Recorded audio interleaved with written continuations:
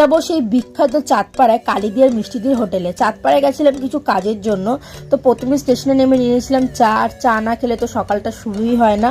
আর চলে গেছিলাম, খুব সকালেই গেছিলাম আর কি মিষ্টিদির কালীদির দোকানে। গিয়ে দেখি একদম আমেরিকান দাদার সাথে ফটো তুলে রেখে দিয়েছে আর কি। দিয়ে দিলাম একটা ভেজ থালি অর্ডার, যেখানে ছিল বাঁধাকপি দিয়ে শিম দিয়ে একটা তরকারি, আর ছিল আলু ভাজা, আর ছিল মুসুরির ডাল। আর আমরা অর্ডার দিয়েছিলাম ডবল ডিমের অমলেট, সেটা হাফ হাফ করে আমরা খেয়েছিলাম। এত সকালে গিয়েছিলাম যে মাছ মাংস কিছুই তখন হয়ে ওঠেনি। আর আমরা যখন বেরোচ্ছিলাম তখন আর কি মটন কষা হচ্ছিল। এই যে ডিম চলে এসছে, একদম খাওয়া হচ্ছে ঘরোয়া খাবার। আর এখানে সকালের টিফিন আরেকজন নিয়েছিল ঘুগনি আর রুটি।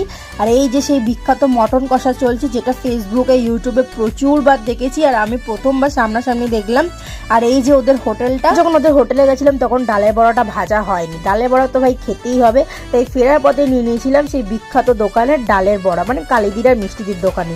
আমি এখন খেতে থাকি। তোমরা এরকম মিনি ব্লগ দেখার জন্য সাবস্ক্রাইব